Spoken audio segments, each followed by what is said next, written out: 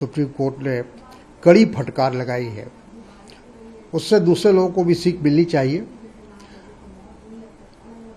जो जिस प्रकार से लोग बेलगाम एक दूसरे पर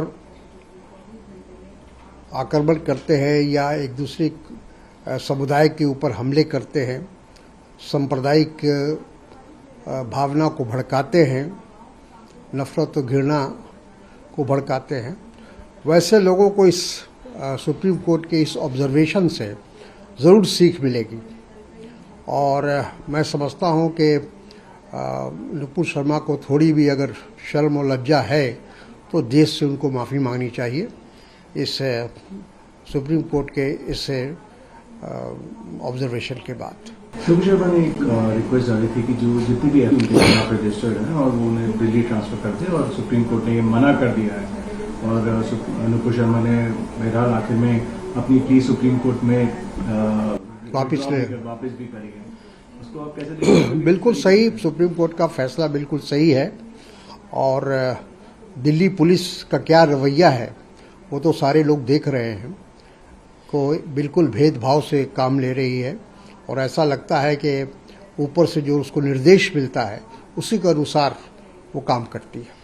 तो सुप्रीम कोर्ट ने इस बात को भी एक तरह से पॉइंट आउट किया है और दर्शाया है कि पुलिस का जो भी रवैया जो रहा, एफआईआर करने के बाद कोई कार्रवाई नहीं करना, ये साबित करता है कि पुलिस का जो बर्ताव होना चाहिए था, जो उसको कार्रवाई करनी चाहिए थी, वो कार्रवाई पुलिस ने, दिल्ली पुलिस ने खास तौर पर नहीं की।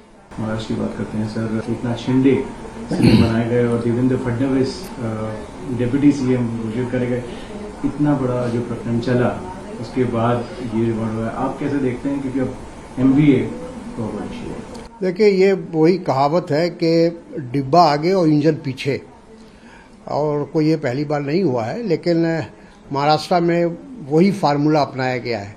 जो पार्टी के पास 120 विधायक हैं सब मिलाकर, वो पीछे है, वो डिप्टी सीएम हो रहे हैं, और जो 40 या 45 विधायकों के मालिक हैं वो मुख्यमंत्री बन रहे हैं। तो ये सरकार, मैं समझता हूँ कि बिल्कुल आने वाले समय में एक टिकाऊ सरकार हो ही नहीं सकती है, क्योंकि हम लोगों ने देखा है कि पार्लियामेंट में भी, जब लोकसभा में भी इस तरह की सरकार बनी है केंद्र में, तो वो भी कामयाब नहीं हुई है। क्योंकि बड़ी पार्टी अगर पीछे रहती है तो वो कभी भी तख्ता खींच सकती है।